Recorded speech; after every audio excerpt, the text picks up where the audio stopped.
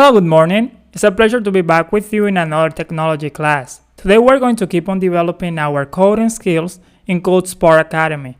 It is important that you know that if you have already tried CodeSpark before, you don't need never again to type in your class code. You just click right here in this green button and that will take you to our lessons. Now, on the other hand, if this is the first time that you try, in the document when you found this video, you will also see the class code. Are you ready? Let's begin. So since I have already tried CodeSpark before, I will click on the green button. Then right there I will be prompted to select my username. In this case I can see everyone because I am actually the teacher. So I will select my user, Mr. J in this case, and I wait for the program to load.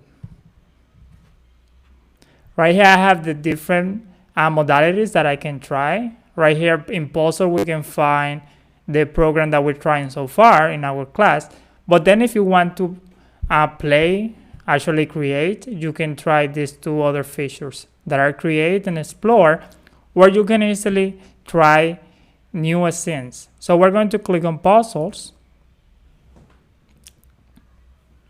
And right there we have our first level that we tried, that was sequencing. All right, so people are as smarter as a computer.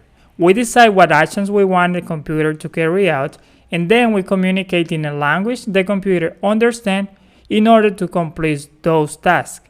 We call this language code, and when we instruct the computer using a specific command, right? In programming, that's what we're doing, coding, another way to call it. A sequence is a basic algorithm. And what is that? It's a set of logical steps carried out in order. All right? For example, in order for us to be here in our Zoom meeting, we're supposed to wake up, to have some breakfast, to take a bath, to change our clothing, and to be ready on time for our meeting. All right? So computer need instructions in the form of an algorithm in order to complete the desired task. And this algorithm must have the correct order of steps or sequence. And why is this sequence important? In both programming and day-to-day tasks, if we don't put every step in the right sequence, the end result isn't what we wanted. Sequence is the most foundational concept in programming, and everything we learn moving forward will be done in this concept. And since we already over this level that is sequencing, and our next one was loops, we're going to continue working on another one where we put together those two, advanced sequencing. And right here the thing that we want is a ninja one. Let's take a look. All right, so in this one as well, we're going to work on 8 different exercises. I recommend that you try them all in this lesson, so that way we're going to be able to work right away in our next lesson next week. So let's click on number 1. I see that they're in the beach. I see the ninja practicing. Our blue friend over here playing around, and I can see that he seems to go one of the kites, this purple right here, was flying. So let's see what this is about. All right, I can see the sprite right there, and right here we have our ninja. All right, as you can see right here, we have our commands that are the instructions that we can try. On this side we have the loop button, that whatever instruction we put inside, then that instruction will be able to be repeated as many times as we want to. Right, so I just click right here, and you will see the many times that we can repeat any command. I won't need this one at this moment, so I will take it away. You can click and drag different commands. But right here, I see a new feature that I hadn't before. So let's see what it does. All right, so if I click right here, at every command actually, I can see the different options that I have. And I have the big one selected. When I click on the ninja, it will do something. Let's see what it does. Whoa, that's super cool. So now with this feature, I can increase the size of my character, of my sprite. So what I'm going to do is that I will take this one away.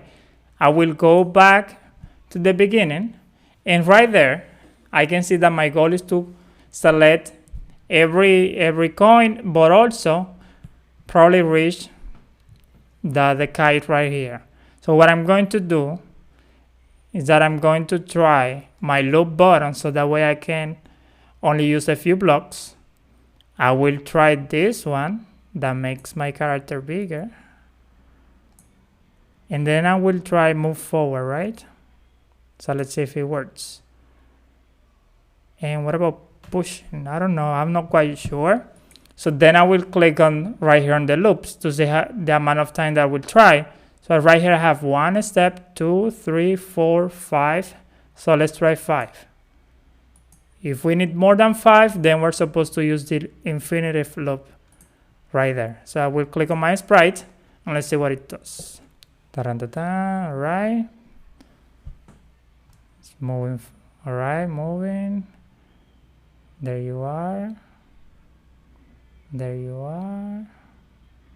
Oh, I see that we are just missing 1 step, that we got just 1 step away from our goal. So what I'm going to try this time, and as you notice, we're still missing one coin.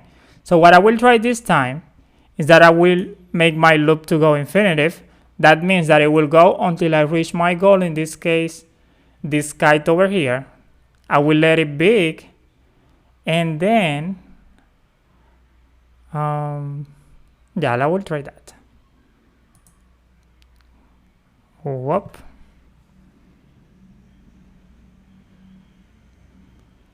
Now we're missing another action button right here, but that will for you to try. That's the challenge on this level. Alright, so make sure that when you try, you get to complete every star, so that way you'll get extra features at the end of the level. If we continue, let's see what we have. Basically, you're going to be using that. You're going to be using combinations on loops and also sequences. And we have another kite over here, but I can see that this time I need to shrink. So if I use the same button again, I can see that I can shrink right here my sprite. All right. So I'm going to use my loop again. I will put it inside, and I will move forward right here, and let's try that. Our run button happens when we click on our sprite. Oh, it's happening right there. There you go. There you go. Keep it going. Perfect. And just like that, we got the 3 diamonds that we were looking for and actually reached our goal. That same way, you're going to continue practicing on the remaining 6 exercises that we have. And I hope that you learned a lot, guys, that you get to practice these skills and that you enjoyed this lesson. If you have any question or you can access your game, please let me know. I recommend that if you're using an iPad or mobile device, you download the app, so that way it will be easier for you to play. All right? I'll see you next time. Bye-bye.